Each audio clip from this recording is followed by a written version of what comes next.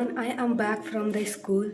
तो आज मेरे साथ इतना घटिया घटिया बातें हुई हैं, मैं क्या बताऊँ। लाइक मैं स्कूल से आती हूँ, कोई ना कोई मुझे रेंट करने वाला चाहिए। लाइक किसी को भी मैं रैंडमली पकड़ लूँगी और उसको सुना दूँगी कि मेरे साथ ये हुआ वो हुआ। बट आज तुम लोग सुनोगे।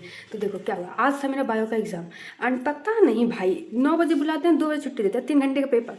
तो पीरियोडिकल टेस्ट है, तो स्कूल के टाइम से ही वही सब कुछ हो रहा है। इससे मुझे कोई प्रॉब्लम नहीं हो रहा है, जैसे भी हो रहा है उनका मन जैसे भी करवाए, ठीक है, इसमें मुझे कोई दिक्कत नहीं है। बट आज क्या हुआ, यहाँ कोई एक टीचर आए हुए थे डेमो के लिए, तो उनने हमें बिठा दिया कि तुम लोग एक बार डेमो क्लास ले लो। लाइक तो मैं भी थी उसमें।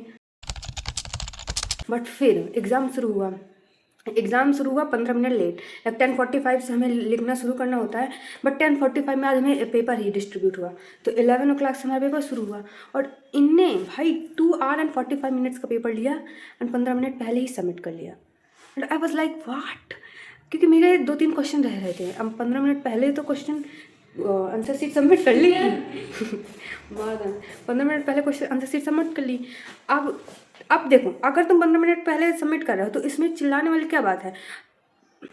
अब यहाँ पर मैं तुम लोगों को थोड़ा और कॉन्टेक्स्ट देती हूँ। देखो, एक बड़ी सी क्लास है, लाइक 2 क्लास मिला के एक क्लास है।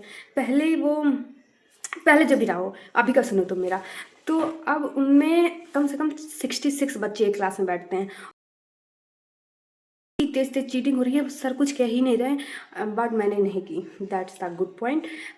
फिर क्या हुआ, इनने पेपर सबमिट कर लिया। अब मैं लिख रही हूँ। इतनी बड़ी क्लास है भाई, वहाँ मेरा इतना भी आगे रोल नंबर नहीं कि तुरंत जाके मैं थ्रेड ले आऊँ। और मेरे क्वेश्चन भाई काफ़ी सारे रह रहे थे। तो मैंने सोचा कि अब सर तो खुद देंगे ही, बट सर ने दिया ही नहीं। अब वो 15 मिनट पहले सबमिट करने लगे। तो क्या हुआ, मेरी कॉपी बंधी हुई नहीं थी। अब बंधी हुई नहीं थी तो इसमें चिल्लाने वाली कौन सी बात है। एक सर ने तो कुछ नहीं कहा, लाइक 2-3 सर थे, वो एकदम से मिलकर सब कॉपी सबमिट करने लगे। वैसे दिन भर तो एक ही सर थे। इतनी सारी चीटिंग हुई है, मैं क्या बताऊँ। एंड फिर उनने दूसरे वाले सर आए, अब वो मुझे चिल्लाने लगे कि तुमने बांधे, मैं कहा दिया ही नहीं तुम लोगों ने। That's so bad. एंड फिर मेरा पेपर बिल्कुल भी अच्छा नहीं गया। ऑब्वियसली 2-3 क्वेश्चन छूट चुके हैं एंड मैंने देखा भी नहीं ढंग के कि मेरा अभी क्या क्या रह रहा है। मैंने जल्दी जल्दी कंप्लीट किया एंड आई होप कि थोड़े ठीक ठाक नंबर आ जाएं। बस यही था मेरा रेंट। लाइक अभी मैं और बोल सकती हूँ, बट अब मैं नहीं बोलूँगी। अब मैं ड्रेस चेंज करती हूँ, फिर मुझे लंच करना है, क्योंकि मैंने सुबह से कुछ खाया ही नहीं है यार। 2000 years later. Okay, now here I am preparing for my chemistry exam।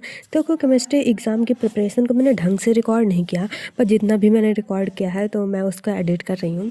तो सबसे पहले मैं तुम लोगों को सिलेबस बता दूँ। सिलेबस काफ़ी बड़ा था, लाइक पहला चैप्टर था, सेकंड चैप्टर था, थर्ड एंड फोर्थ, फिर लास्ट में some basic principle and techniques वाला चैप्टर था। लाइक उसमें नॉमेनक्लेचर वाला पार्ट था, बट इसका भी ट्विस्ट आता है लास्ट में।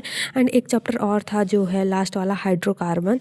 इतने सारे चैप्टर आने थे एंड आई थिंक कि मुझे पहले दिन पता चल गया था कि मैं कुछ ना कुछ तो गड़बड़ करने वाली हूँ। बट देखो, एक दिन की हमें हॉलीडे मिली हुई थी, तो पहले दिन मैंने chapter first, second, third, fourth सारा रिवाइज़ कर लिया।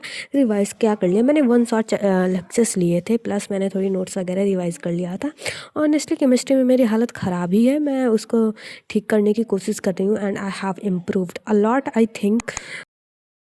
जिस दिन एग्ज़ाम था उस दिन I woke up early in the morning and मुझे रिवाइज़ करना था हाइड्रोकार्बन वाला चैप्टर।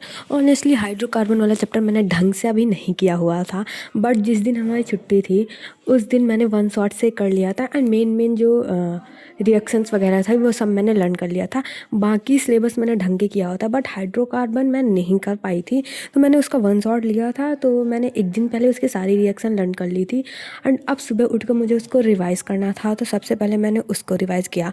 प्लस मेरे पास ओसवाल वाली बुक थी, उससे मैंने थोड़े एनसीईआरटी सॉल्यूशंस किए, प्लस मैंने थोड़ी बहुत शॉर्ट नोट्स भी देख लिए थे सारे चैप्टर्स के एंड आई थिंक मैंने काफ़ी सही प्रिपरेशन कर ली थी। बट वहाँ जाकर मुझे पता चला कि जितना भी पढ़ लो आता वही है जो तुमने पढ़ा नहीं होता है। तो ऑनेस्टली अब मैं पेपर के बारे में बता दूँ तो पेपर काफ़ी अनएक्सपेक्टेड आया था। लाइक जो मैंने बताया था चैप्टर जिसमें नॉमेनक्लेचर वाला पार्ट बस आना था, वो उसके अलावा भी काफ़ी क्वेश्चंस आ गए थे जिसको मुझे छोड़ना पड़ा। प्लस काफ़ी क्वेश्चंस ऐसे थे जो मुझे समझ ही नहीं आ रहे थे कि भाई ये सिलेबस से भी है कि नहीं है, बट ठीक है मैंने कर दिया। Now I think that's it for today. I hope you like the video. If you like the video, hit the like button and subscribe to the channel. Bye and take care.